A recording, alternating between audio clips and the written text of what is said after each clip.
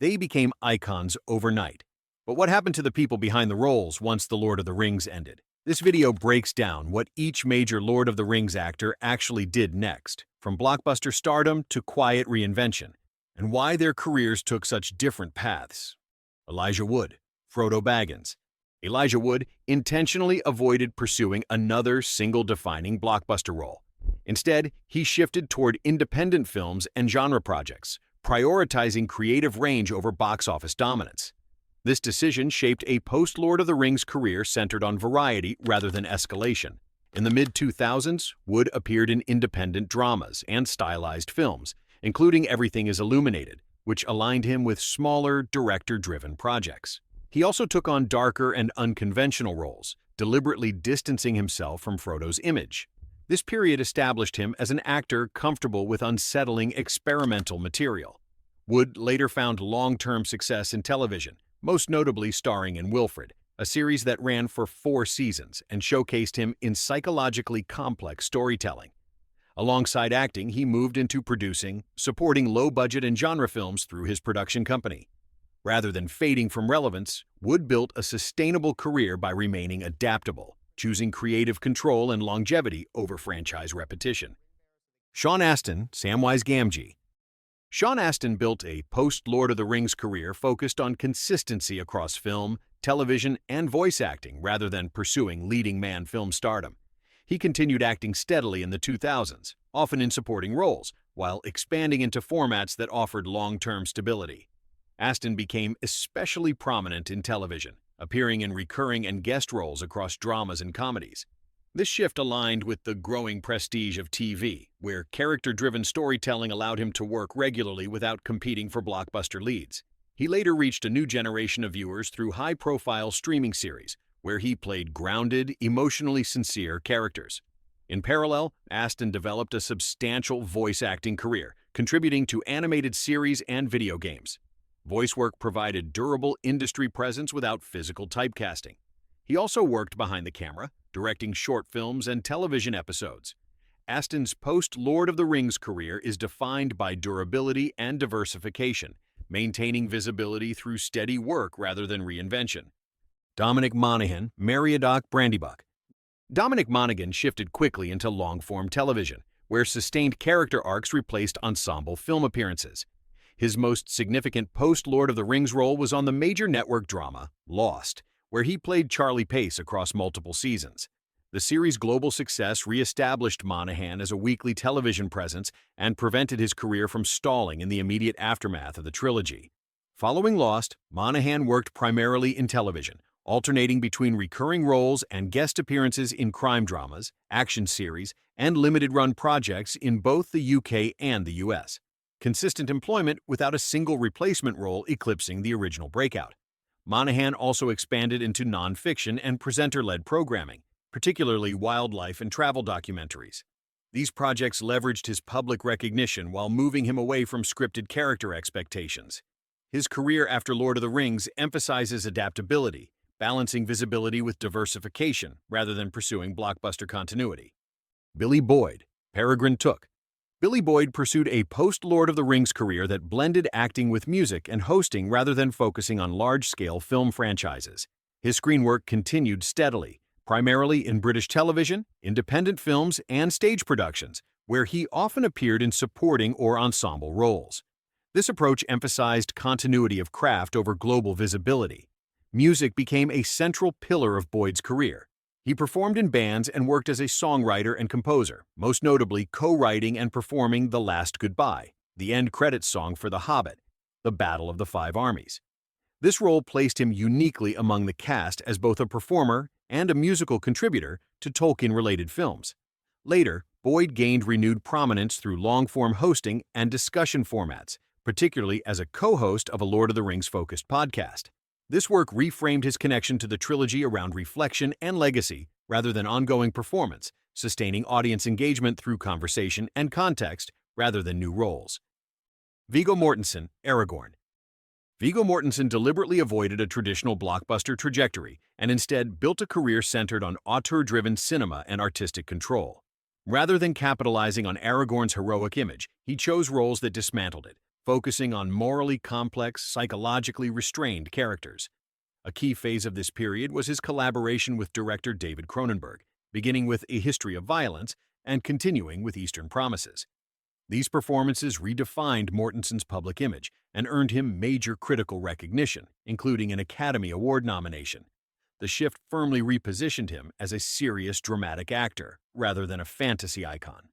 Beyond acting, Mortensen expanded into publishing, poetry, photography, and later directing. He founded a small press to support experimental art and eventually directed and starred in his own films. His post-Lord of the Rings career is defined by creative autonomy, sustained critical respect, and long-term artistic authorship. Ian McKellen, Gandalf. Ian McKellen sustained a dual-track career that balanced global franchises with continuous stage work. Rather than pivoting away from large productions, he remained active in them, most notably as Magneto in the X-Men film series. This role extended his mainstream visibility for more than a decade and introduced him to audiences well beyond fantasy. At the same time, McKellen continued an uninterrupted commitment to theater, regularly performing Shakespeare and contemporary plays. Stage work remained central, not as a retreat from film, but as a parallel professional pillar. He frequently alternated between international film shoots and live productions, maintaining range and technical rigor. McKellen also returned to Middle-earth in the Hobbit trilogy, reprising Gandalf in a more proactive narrative role. In later years, he appeared in prestige films, independent dramas, and limited series, often portraying aging figures confronting authority, memory, and legacy. His career after Lord of the Rings is one of continuity, longevity, and sustained relevance across mediums. Orlando Bloom, Legolas. Orlando Bloom moved directly into blockbuster stardom. He became a leading figure in the Pirates of the Caribbean franchise, starring in The Curse of the Black Pearl, Dead Man's Chest, and At World's End. The global success of these films established him as a major action-adventure lead throughout the 2000s. During this peak period, Bloom also headlined large-scale historical and fantasy productions, including Troy, where he played Paris, and Kingdom of Heaven, in which he starred as Balian of Ibelin. These roles reinforced his association with epic cinema and large-budget studio films. As franchise-driven opportunities slowed in the 2010s, Bloom became more selective. He appeared in supporting film roles and gradually shifted toward television, taking a leading role in the fantasy series Carnival Row. The series allowed for extended character development and marked his transition into prestige television. After The Lord of the Rings, Bloom's career reflects an arc from immediate blockbuster dominance to a later focus on selective projects and long-form storytelling. John Rhys Davies, Gimli. John Rhys Davies continued a career defined by volume, versatility, and voice performance, rather than headline stardom.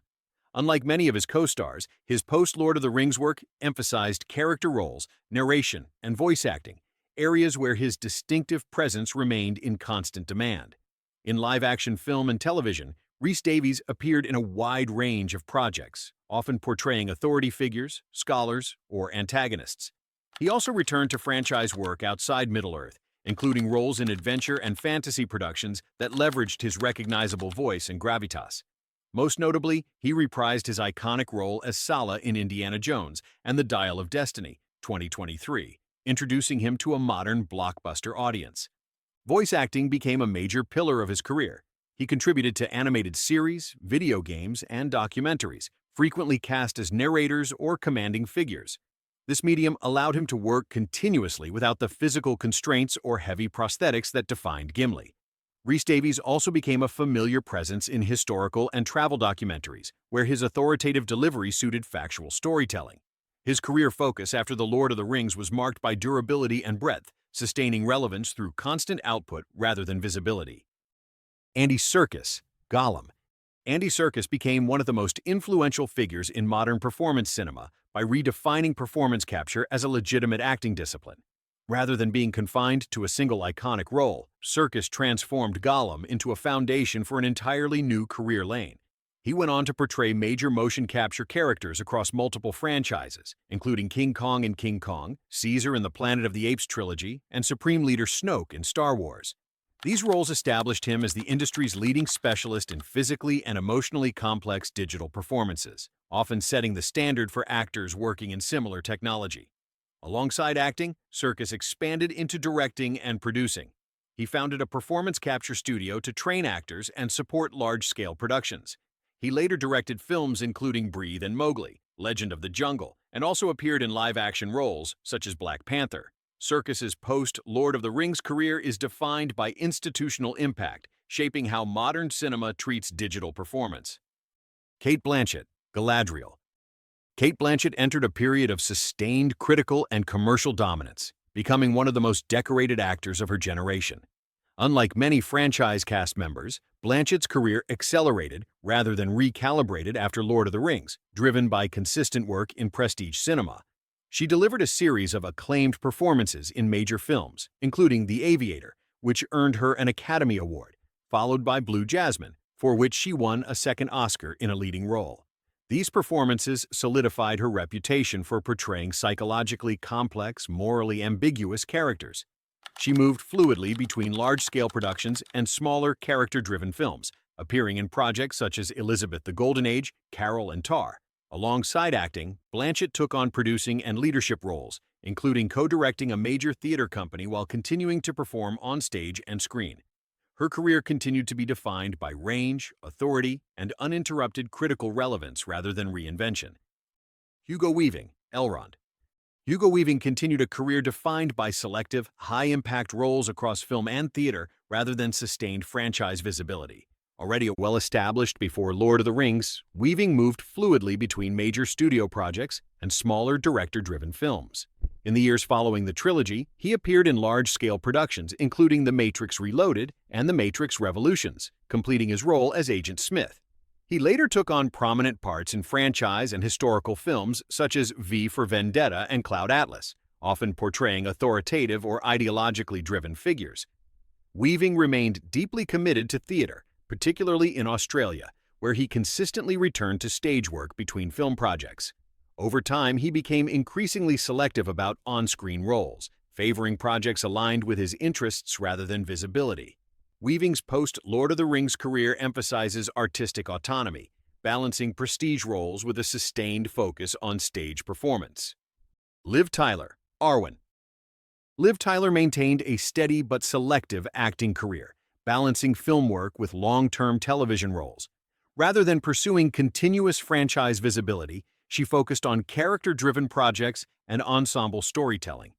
In film, Tyler appeared in a range of dramas and genre projects, including Reign Over Me and The Incredible Hulk, where she returned to a major studio production in a contemporary setting. Her screen presence during this period leaned toward supporting roles rather than headline vehicles, reflecting a deliberate shift away from blockbuster identification. Television became a more prominent part of her career in the 2010s. She took on a central role in the supernatural drama The Leftovers, which ran for 3 seasons and emphasized emotional realism over spectacle. She later led the ensemble in the series 911 Lone Star, sustaining long-form visibility through network television. Tyler's focus after Lord of the Rings became one of selectivity and balance, maintaining relevance without prioritizing scale or franchise continuity. Christopher Lee, Saruman. Christopher Lee experienced a late-career resurgence that expanded his public profile well beyond his earlier decades of work. Although Lee had appeared in hundreds of films prior to Lord of the Rings, the trilogy reintroduced him to a new global audience and led directly to renewed demand for major studio roles. He went on to portray Count Dooku in the Star Wars prequel trilogy, becoming one of the few actors to play major roles in both of the world's largest fantasy franchises. Lee also reprised Saruman in the Hobbit films, extending his presence in Middle-earth into his 90s.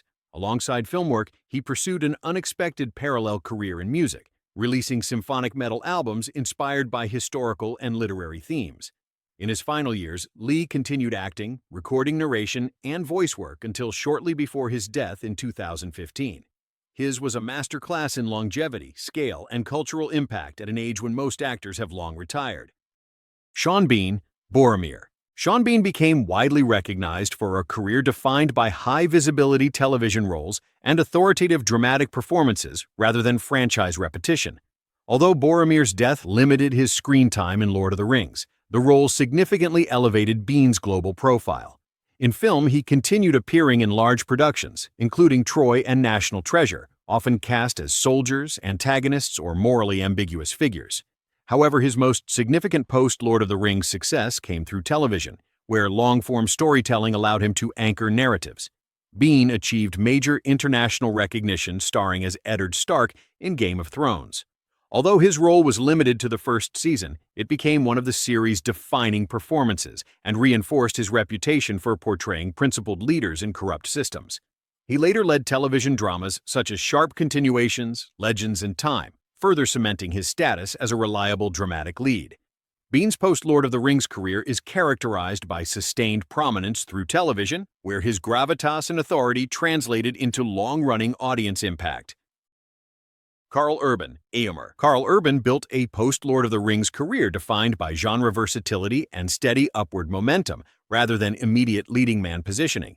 He moved quickly into action and science fiction roles that emphasized physicality and intensity, appearing in films such as The Bourne Supremacy and Doom. Urban's profile rose substantially when he joined the rebooted Star Trek film series as Dr. Leonard Bones McCoy. The role ran across multiple films and demonstrated his ability to anchor a major franchise while playing a legacy character without imitation. He later headlined genre films including Dredd, which, despite modest box office returns, became a cult favorite and reinforced his credibility in action-heavy roles. Television became a major platform later in his career when he took a central role in the series The Boys, where his performance as Billy Butcher positioned him as a long-term streaming-era lead. Urban's career after The Lord of the Rings reflects sustained growth through genre consistency and escalating prominence. Miranda Otto, Éowyn. Miranda Otto continued working across film and television with a focus on character-driven roles rather than large franchises. Already an established dramatic actor before Lord of the Rings, she maintained a steady presence in both Australian and international productions. In a film, Otto appeared in a range of dramas and thrillers, including supporting roles that emphasized emotional realism over spectacle. Her career increasingly leaned toward television, where long-form storytelling allowed for more nuanced performances. She took on prominent roles in international series, expanding her visibility beyond cinema without chasing blockbuster repetition. Otto later returned to high-profile genre television, joining the cast of Chilling Adventures of Sabrina, where she played a central authority figure over multiple seasons. This role reintroduced her to younger audiences while maintaining continuity with her established screen persona. Her post-Lord of the Rings career is marked by consistency and selectivity, prioritizing sustained craft and complex roles over scale or franchise dominance. Bernard Hill, Theoden. Bernard Hill continued working selectively in film and television, maintaining a career defined by authority-driven dramatic roles rather than volume or celebrity. Already well-established before Lord of the Rings, Hill was respected for portraying leaders shaped by responsibility, moral fatigue, and historical consequence. Following the trilogy, he appeared in a limited number of film and television projects, often in supporting roles that emphasized gravitas rather than prominence. His work during this period reflected deliberate selectivity rather than withdrawal, choosing projects aligned with his dramatic strengths.